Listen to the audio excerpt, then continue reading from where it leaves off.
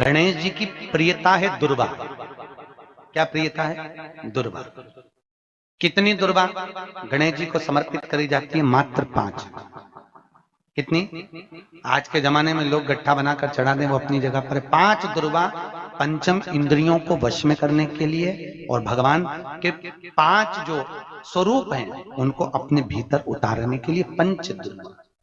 और दुर्वा में भी 3 गांठ। जब दुर्वा समर्पित करी जाती है तो उसमें नीचे दुर्वा की डंडी पर गांठ रहती है, 3 छोटी छोटी गांठें होना चाहिए। कितनी गांठ? जो भगवान को समर्पित करी जाए। जिस लड़के और लड़की का विवाह नहीं होता, भगवान गणेश जी मैया को प्रसन्न करने के लिए 8 रूप में धारण करते हैं। 8 रूप भगवान गणेश जी ने धारण किए। एक मयूरेश्वर गणेश, दूसरा सिद्धि विनायक, तीसरा बल्लालेश्वर, फिर वरद विनायक, फिर चिंतामणि, फिर गिरजात्मज, फिर भगवान गणेश विघ्नेश्वर अष्ट विनायक, फिर महागणपति। ऐसे गणेश जी के 8 नाम हुए। उस समय तिजोरी के अंदर जो गणेश की प्रतिमा रखी जाती है किस नाम से रखी जाती है? तो तिजोरी में हम जो गणेश की प्रतिमा रखते हैं वो वरद विनायक के नाम से रखते हैं। कौन सा गणेश? वरद। वरद विनायक के नाम से तिजोरी में गणेश रखते हैं। और वरद विनायक के नाम से गणेश जी तिजोरी में रखाते हैं। आपको कथा में कहा था, घर में सीधी सूंड का गणेश और व्यापार व्यवसाय ऑफिस में उल्टी सूंड का गणेश होना चाहिए। वरद विनायक को तिजोरी में। जब मकान का गृह प्रवेश होता है तो गणेश जी की पूजन जो दरवाजे पर करी जाती है उसे सिद्धि विनायक गणेश कहते हैं। कौन सा गणेश? सिद्धि विनायक। जब हम घर में शुभ कार्य हो, बंदर बाल लगाएं, कोई दरवाजे पर शुभ लाभ लगाएं या स्वस्तिक बनाएं या माताएं दरवाजे पर रंगोली डाले तो उसी समय पर सिद्धि विनायक के नाम से रंगोली डालना चाहिए। तो घर में लक्ष्मी बढ़ती है, सिद्धता बढ़ती है।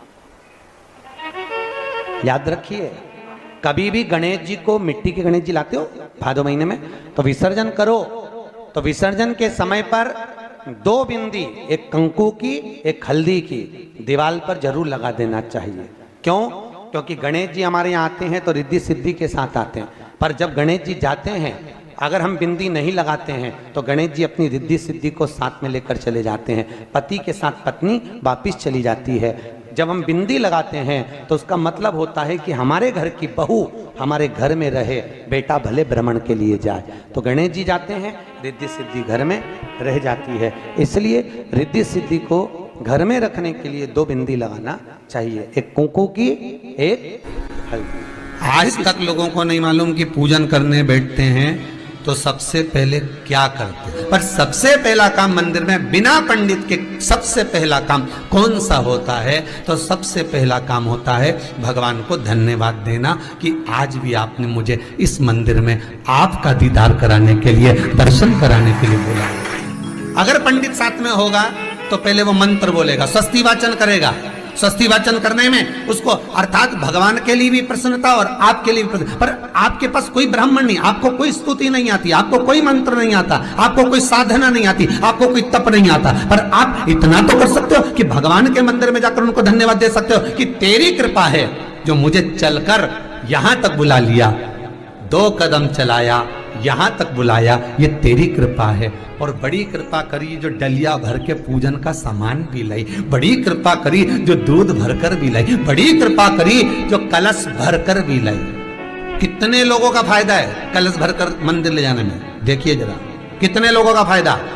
हिंदू धर्म में, विष्णु पुराण में, पद्म पुराण में लिखा है, सौभाग्यवती नारी जब भरा हुआ पानी का लोटा लेकर कलश लेकर जाती है और उसको देखकर कोई व्यक्ति निकल कर चले जाता है तो जिस काम के लिए जाता है वो काम सफल हो जाता है। मंदिर का ही लोटा, मंदिर का ही पानी, सिर पे पल्लू लेके हर हर महादेव, बस शिव जी के चढ़ा रही और इतने प्रेम से रिझा रही। अब फ्री का पानी था तो 1 लोटे में मन भी नहीं माने। अरे करा तो भगवान के सम्मुख में पहुंचकर अगर आप जल का पात्र भी लेकर जा रहे हो, भरा हुआ लेकर जा रहे हो, तो कितनी प्रसन्नता की बात है।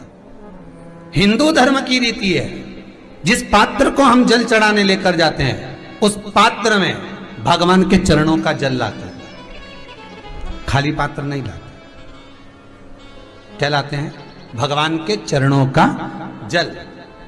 उस चरणोदक को लेकर आए, घर में रखा, सबने अपने नैनों में लगाया, हृदय में लगाया, चित्तवृत्ति में लगाया। खाली पात्र हम लेकर वापस नहीं आ रहे हैं। शिव मंदिर में जब जब जाओ, जल चढ़ाने के लिए जाओ, पात्र तुमने शंकर जी को पूरा पानी चढ़ा भी दिया, तो शंकर के चरणारविंद का थोड़ा सा जल पात्र में डाल के भले 2 बूंद लाओ, 4 बूंद लाओ, इतना सा लाओ, पर लाओ और उसको पूरे परिवार के नेत्रों में जब लेकर आए हो चरणोदक तो लगाओ। पर खाली पात्र नहीं लेकर आना। खाली पात्र लाने में ध्यान दीजिए, जब आप पूरा जल समर्पित कर देते हैं, जल समर्पित भी पूरा करना है, भगवान को चढ़ा रहे हो तो पूरा समर्पण होना चाहिए, पूर्ण समर्पण। इसलिए शंकर भगवान को अधूरा समर्पण नहीं, इसलिए श्रीफल भी पूर्ण चढ़ता है। शंकर जी के मंदिर में श्रीफल नहीं फूटता, पूर्ण श्रीफल। बेलपत्री भी पूरी, चावल का दाना भी चढ़ेगा तो आखा, फल भी चढ़ेगा तो आखा, फूल भी चढ़ेगा तो आखा। भगवान को कोई चीज खंडित नहीं चढ़ती, शिव जी को जल भी चढ़ेगा तो पूर्ण।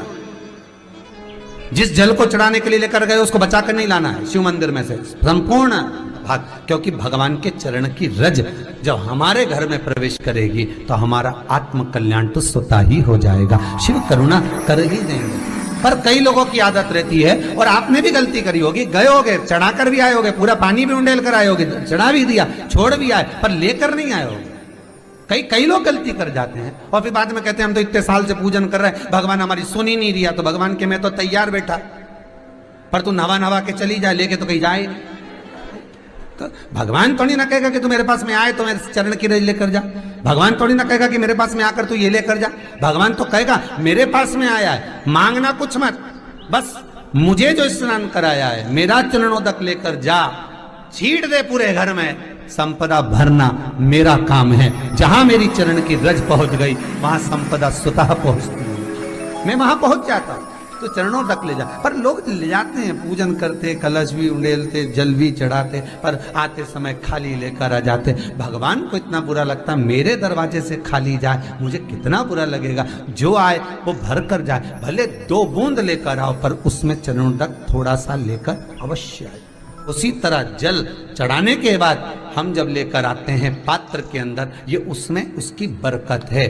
गर्ग संहिता में दूसरी चीज कही, उसको भी समझ लीजिए। गर्ग संहिता में कहा गया, जब आप घर से जल लेकर जाते हो भरकर, तो ये सृष्टि की जितनी नदियां हैं, पृथ्वी पर जितनी नदियां विद्यमान हैं, जितने तालाब, जितने सरोवर, जितने कुंड, जितने विराजमान हैं, उन सारे तीर्थों का जल जब आप घर से लेकर निकलते हो तो वो तीर्थ का संपूर्ण जल आपके कलश में आ जाता है। और जब आप उस जल को शिव पर समर्पित कर देती हो और 2 बूंद चरणादक लेकर जब जाती हो, तो शिव महापुराण गर्ग संहिता पद्म पुराण कहती है वो जल साधारण नहीं रहता, वो गंगा जल बनकर तुम्हारे घर को पवित्र करने के लिए पहुंच जाता है। वो पवित्र गंगा जल बन जाता, उसको लेकर प्रवेश कर जाता। हम बार बार कहेंगे, भगवान के मंदिर जब भी जाओ ना, चेहरे पर प्रसन्नता होना चाहिए।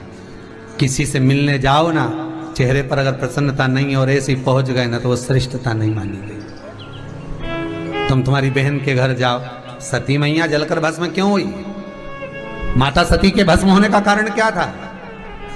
सती को पिता पर जितना क्रोध आया, उससे ज्यादा क्रोध सती माता को अपनी बहनों पर आया कि मेरी इतनी बहन, ये 60 की 60 बहन मेरे सामने खड़ी रही और मैं आई तो प्रेम से मुस्कुराई तक नहीं। आप किसी के यहाँ जाओ और कोई के यहाँ पहुंचे और जाते से ही आप उस पहुंचे और कहा जी जी राधे राधे, जय श्री कृष्णा, हर हर महादेव, श्री शिवाय नमस्तुभ्यम, ओम नमः शिवाय, आपने बोला और उसके चेहरे पर प्रसन्नता नहीं आया, तो ऐसे घर में जाने से कोई फायदा है क्या? और आप किसी के यहाँ जा रहे हो तो आपके चेहरे पर भी प्रसन्नता होना चाहिए, सामने वाले को तो हो, आपके भी चेहरे पर भी। मंदिर में जब जब जाए